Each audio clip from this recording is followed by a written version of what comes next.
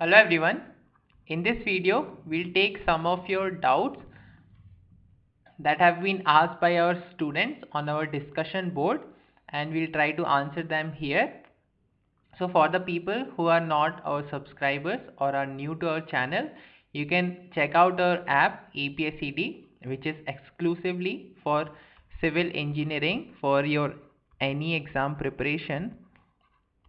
We have various courses including single subject, multi-subject and complete study package. As mentioned here, we have subject wise packages, basic study package and premium study package.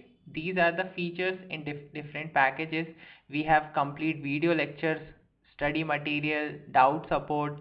So as a part of the doubt support, we are conducting these doubt sessions. If you are one of the subscribers of any of these courses, you can also ask doubts, and if it is worth considering in a video, I'll probably solve it here. Apart from that, we have mock tests, practice questions, study plan for organizing your time properly and giving you an insight that how many days are left and what pace you should follow for your complete preparation. Then there are assessment tests, formula cards for remembering the formula in less time, or always you can keep these cards with you and keep revising the formula so that in exams you remember all these formula properly. And after that, we also provide the interview assistant. So even if it is for MTech or for any PSU or any other government job, we'll give you that assistance also. So go check out our app on Google Play Store as well as our website apscd.in, where you can find all the details. We have free resources also, so you should go and check out our app as well as our website. So let's see today's questions. In this question, this beam AB is given of length L and these two point loads are applied, and it is asking for the slope at A. Now to solve this question, for finding out the slope at A, we can apply the conjugate beam method. As such, we can apply any method. Here I am choosing conjugate beam method for the simplicity. So for this, we need to draw the moment diagram and we need to find out the bending moment at different points for that. So it is a simple question. Here two loads P are applied at L by 3 and 2L by 3, we see from A. So total load is 2P and it is a symmetrical structure. So the reactions will be P and P. And if we see the moment, if we see up to this point at L by 3 from A, so we'll have the moment of PL by 3. Here it will come as PL by 3, P times L by 3. That is it. Now between these two loads, if we take any point, so let's say here we are considering a section at a distance x, then what will be the moment? So it will be P L by 3 plus x due to this support load or support reaction, minus due to this load it will be P into x. So the value is remaining as P L by 3. That means that in this whole zone the moment will be PL by 3. So here also we have the moment as PL by 3, and because it is symmetric, so at support again it will be 0. Now the next step is to obtain the M upon EI diagram. So here we just divide it by EI, and this is our M upon EI diagram.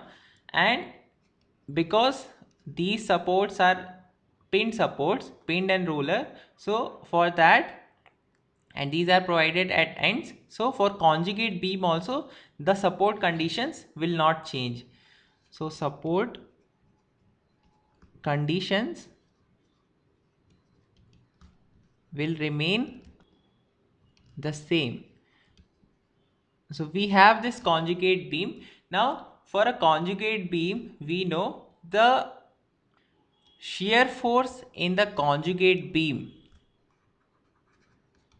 Shear force in the conjugate beam gives the slope in the real beam, and similarly bending moment in the conjugate beam gives the deflection in the real beam. So we are interested in finding out the slope, and that too at the support. So again the question is very easy. At support we know shear force is equal to the reaction, so we just have to find out the support reaction Ra for conjugate beam. Now for finding out the support reaction, first of all we need to find out this total area. So that will be, it is a trapezoid, so it will have area 1 by 2, then height is PL upon 3EI times A plus B, or the summation of parallel arms. So bottom one is L and this top arm is L by 3, so L plus L by 3. So from here we obtain the area as, this will be 1 by 2 PL upon 3EI times 4L upon 3. So that is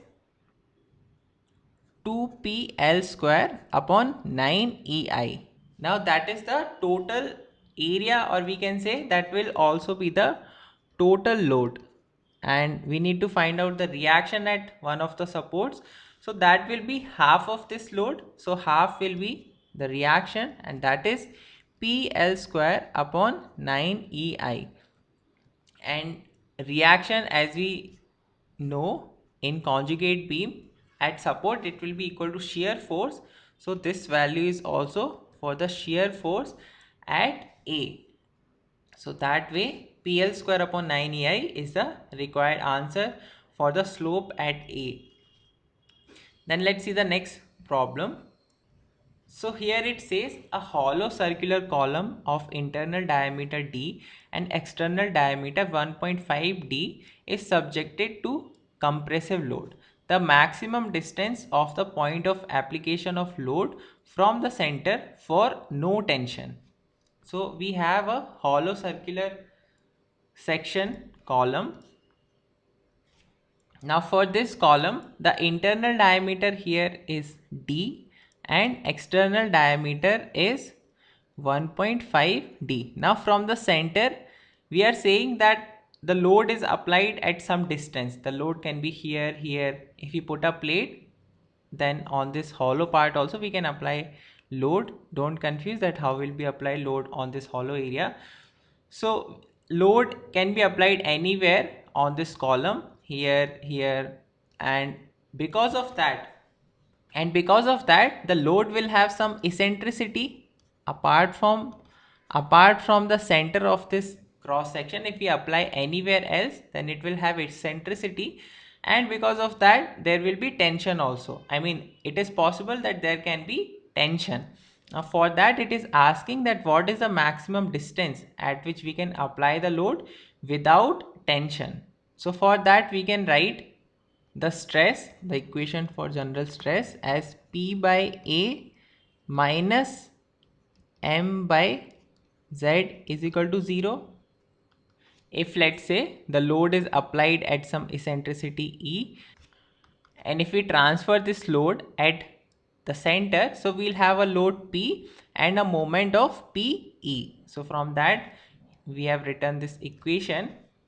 So here we are saying that the stress, if we talk in column, either it should be positive or the minimum value can be 0. If it is turning negative, then it means that there will be tension, and we do not want tension here. So the minimum value possible is 0. So again we can further write P by A minus M, we can write as PE by Z. I mean, Z will be I upon Y. Y will be the maximum distance. So here the maximum distance will be at the edge from the center. I mean, between the center and the edge. That is 1.5 D by 2. And I will be, so for writing the value of I, the question comes that what axis should be select for writing the value of I. Should be select this axis as X, this, or we should select perpendicular axis as Y. I mean, should we select a coordinate system and locate the point somewhere here, here, or at any other point? and write the stress corresponding to that. If we select a coordinate system, then this general form becomes P by A minus or plus minus mx upon I plus minus my upon I, and then we'll have to solve for it. But in case of a circle, what happens, we do not have to use this coordinate system because of the symmetry of the circle.